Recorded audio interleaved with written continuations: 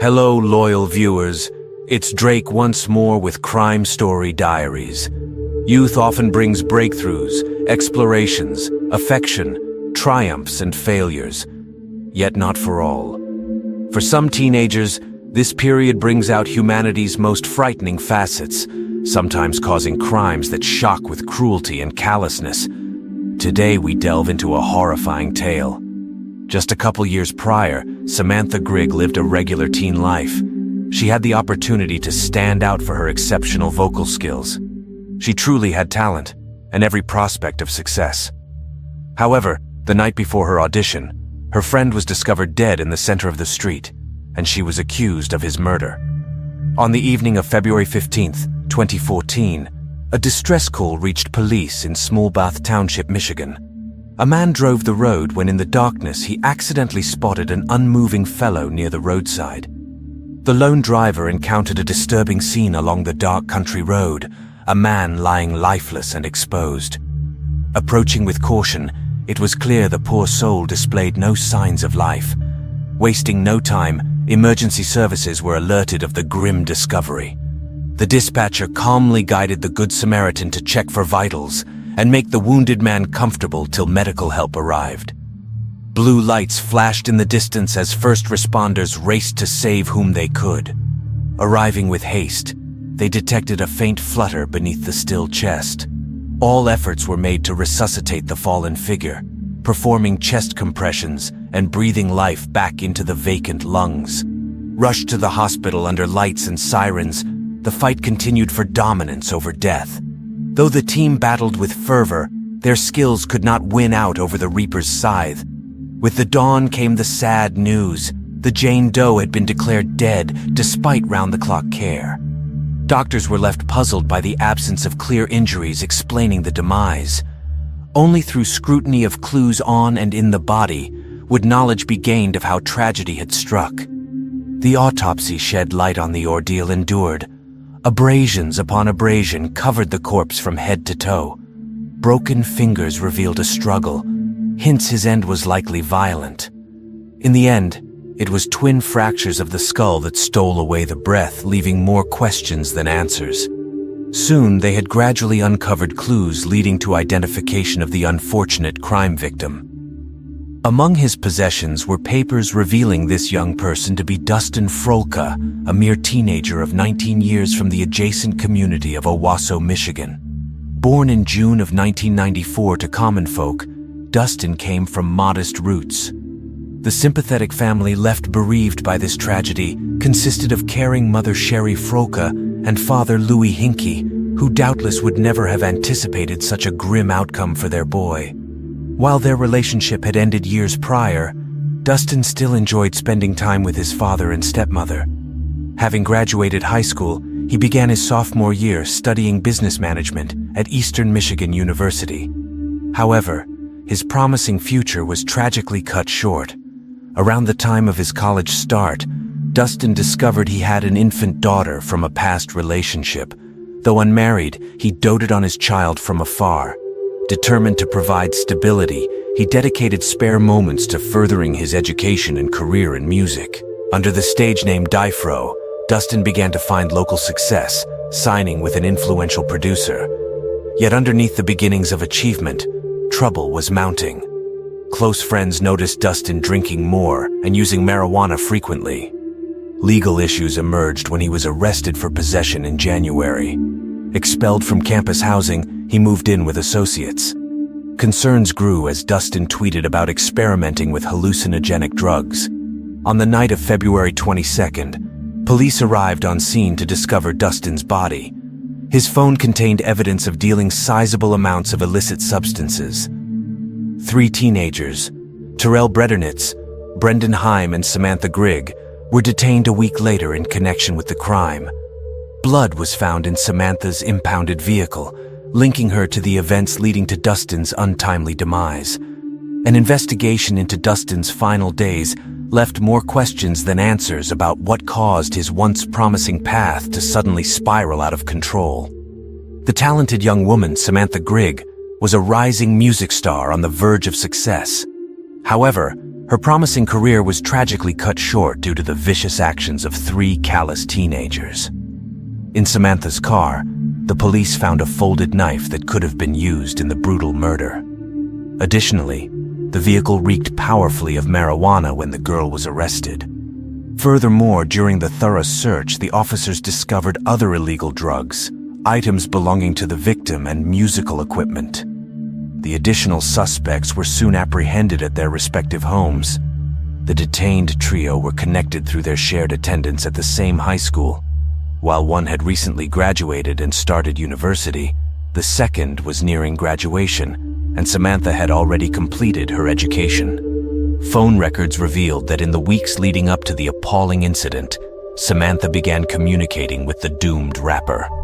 It became evident through messages that all 3 teenagers played a role in the harrowing events leading to the rising star's untimely demise. In a misguided attempt to steal drugs from the musician, the heartless criminals savagely attacked him. After callously leaving him for dead, they brazenly disposed of incriminating evidence by burning it all. The malicious trio drove outside the city limits and set ablaze anything linking them to their heinous acts. Tragically, the thorough cleansing left investigators with no clues at the crime scene. While uncertainties remained around specific details, accumulated proof was sufficient to charge the 3 with first-degree murder and conspiracy to commit armed robbery. It was clear their plan always included the additional crime of armed theft. Each perpetrator faced a life sentence due to the stated accusations. Following interrogations, examiners gained sufficient data to imprison the juvenile lawbreakers. All 3 faced charges with the aforementioned offenses. Samantha chose to strike the initial bargain, owning up to involuntary manslaughter and unarmed thievery in exchange for a more lenient sentence. In return, she agreed to testify against her accomplices, Brendan and Tyrell. By doing so, she not only reduced her sentence, but also gained the opportunity to be released early on parole. The pivotal aspect was that the girl had to furnish truthful testimony against her co-defendants. This helped the authorities uncover numerous gruesome details about the demise of the ascending rap celebrity. According to the girl, on that fateful evening of February 15th, she received a call from Brendan, who requested her to give him a ride east of Lansing. Here, they were supposed to meet Tyrell and break into Diston's apartment. She didn't delve into the specifics of the plan, but simply agreed to drop off her friends and then wait for them further down the street. Despite their efforts, the thieves found no money in the afflicted man's living space, prompting them to guide Dustin into Samantha's automobile. Together, they toured various streets, stopping near convenient cash locations for withdrawals. Initially, all progressed without difficulty, and the perpetrators exhibited no malice. However, when the artist neared home once more, Brendan maliciously accosted him from the back, delivering a severe pummeling. The assailant wielded knuckle dusters. Compelling Dustin to recognize escape was imperative.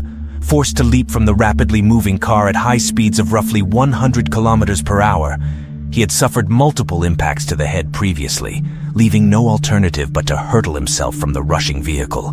Presumably, the youth supposed this desperate deed might liberate him. Thereafter, Samantha, witnessing the outcome, halted the auto, though not to assist the gentleman. Her accomplices disembarked and ransacked the sufferer. They pilfered substances and approximately $800 from Dustin while also kicking him. After that, the criminals simply abandoned him without providing aid, and the attack's prey was not fated to return alive to his abode. While Samantha received mere pocket change for her role in the heinous crime, the prosecutors argued that this plan had been calculatedly devised over time. On the night of the fateful party, Dustin's so-called friends conspired together, calling Samantha to join their sinister scheme. Though absent from the festivities, Samantha reluctantly agreed under peer pressure, initially believing it a petty act of vandalism or theft rather than murder. Yet when Dustin unexpectedly escaped the moving vehicle himself, the situation swiftly escalated beyond anyone's control. According to Samantha's defense, she had maintained a law-abiding life as a talented music student up until this catastrophic mistake. However, the grim details that emerged painted a more complicated portrait of her character than first assumed. Her potentially bright future in the industry now seemed sadly out of reach. While substances and prescribed medications were uncovered within her vehicle, intricately intertwined in the ruthless robbery and homicide, further inspection revealed her own consumption of such. Before the mourning relatives of the deceased situated within the courtroom, the defendant apologized and voiced deep regret regarding her role in these dreadfully misguided acts, emphasizing her designation as a chauffeur while others perpetrated the true malice. The girl conveyed remorse for the unfolding of such deleterious events. However, the victim's family present saw beyond her vocalized repentance, doubting her claims of secondary involvement and believing her participation in the murderous endeavor was no less central or culpable than any other. She witnessed her so-called friends brutally beat the man within an inch of his life in the seat of the car, his muffled screams doing little to sway her silent approval of their savage actions. A myriad of emotions swirled within Samantha as the horrific scene unfolded. Fear, disgust, horror, Yet not once did she make a move to intervene. After stopping and dumping his body on the cold pavement like unwanted trash, the group dispersed and Samantha drove off into the night, her conscience haunted by the man's gurgling pleas for mercy. Though returning to provide aid or seeking help were options that could have saved an innocent life, she chose instead to preserve her own skin, leaving Dustin to perish alone on the side of the road under the cruel, uncaring stars.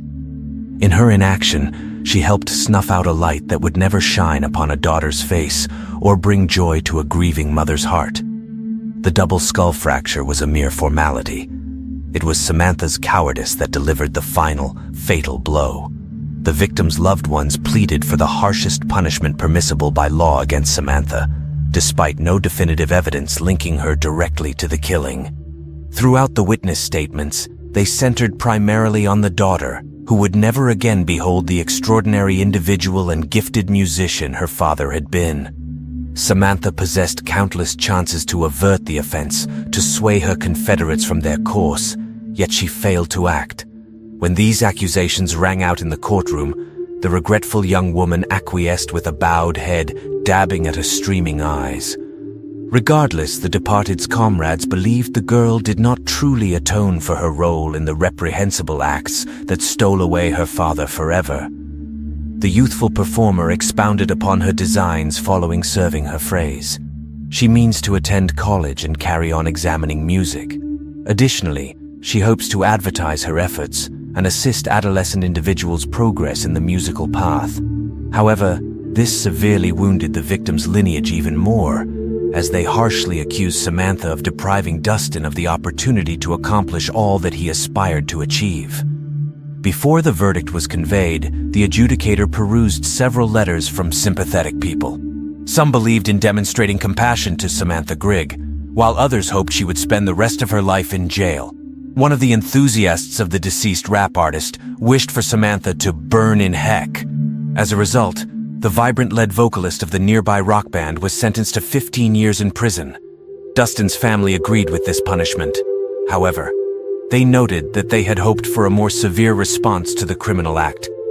Nevertheless, they deemed the sentences for all the individuals involved in the crime to be equitable.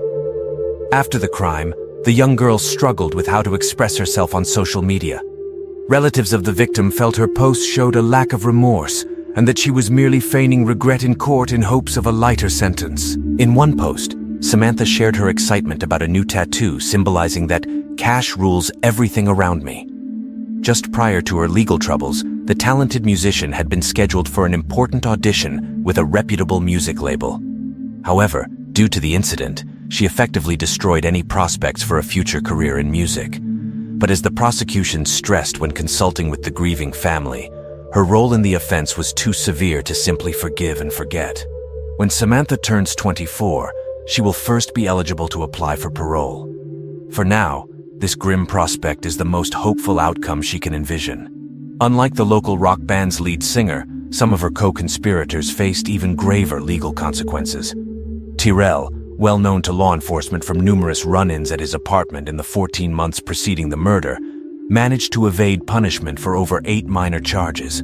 The day hanging heavy with consequence, December 3rd saw Tyrell sentenced to 93 days for his forced entry into an automobile. Though he aimed only to procure possessions valued at but $200, the judge saw fit to grant probation in lieu of incarceration. Not wishing to hinder the boy's prospects, clemency was shown. Yet trouble soon found Tyrell once more, as accusations of multiple probation infractions brought him before the court again on January 13th.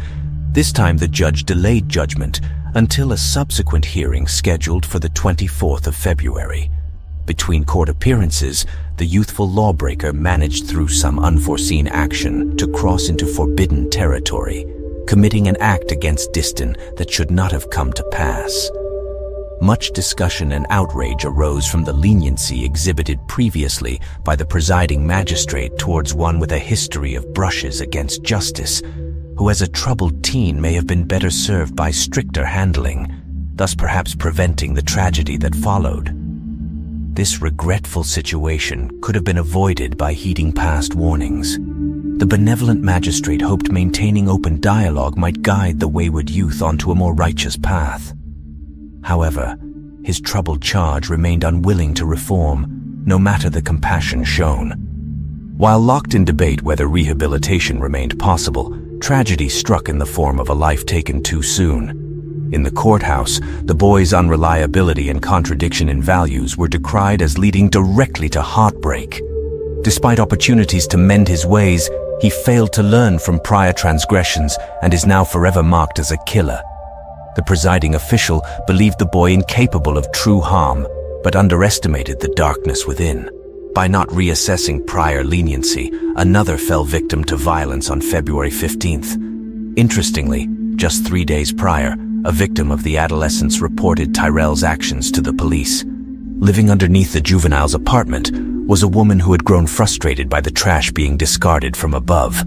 One afternoon, after observing refuse flung from the window once more, she marched outside to confront the culprit. Upon exiting her residence, she encountered the teenager alongside his friends above and narrowly avoided an alcohol bottle tossed in her direction. This isolated incident on its own carried severe enough charges to place the young recidivist behind bars due to his flagrant violation of probation. On February the 12th, law enforcement arrived at the delinquent's home with the intention of clarifying the sequence of events. However, no response came after they rapped on the door. The officers returned disappointed to their vehicle waiting within the parking lot, keeping watch for the youth to venture out, though he never appeared that day. The accusations levied against him failed to warrant forcing entry and apprehension. As a result, the police drove off, leaving what transpired the following day inevitable and preventable. The next time the police came to question the juvenile delinquent was after Diston's brutal murder. At first, Tyrell denied any involvement, but later changed his story and cooperated fully with prosecutors in exchange for a reduced sentence. As stipulated in the plea agreement, he admitted guilt to second-degree murder and vowed to provide damning testimony against his accomplices in court. The young man then shifted blame entirely onto his friend. He recounted how Brendan had been the one to hatch the plan to rob and violently assault Diston from the very beginning. Tyrell had been present in the backseat of the girl's car as a passive observer during the heinous crime. He witnessed in horror as Brendan produced a knuckle duster and savagely beat the defenseless victim sitting helpless in the front passenger seat. In a panic, Diston threw open the moving vehicle's door and tumbled out, suffering injuries that would soon claim his life. The car abruptly stopped, and the criminals hastily fled to search the body. Though badly injured and on the brink of death, Diston was still clinging to life. Callously, they opted not to offer aid, intent only on avoiding responsibility for their cruelty. According to Tyrell's account, Brendan instructed him to abandon the defenseless victim.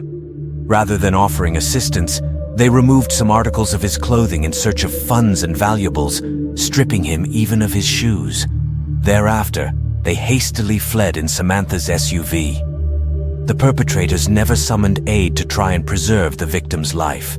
As a consequence, Tyrell, complicit in Diston's murder, was sentenced to 38 years of incarceration with the possibility of parole after 25 years.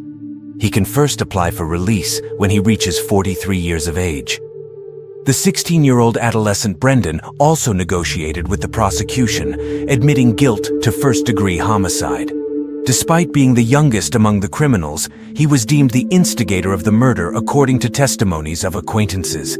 Brendan claimed that on February 14th, he and two others at his home planned this villainy in advance. They intended to take Diston, whom they knew had money, for a drive, make stops for him to withdraw funds from ATMs, and he conceived the idea to initiate the abuse right in the car, immediately starting the assault.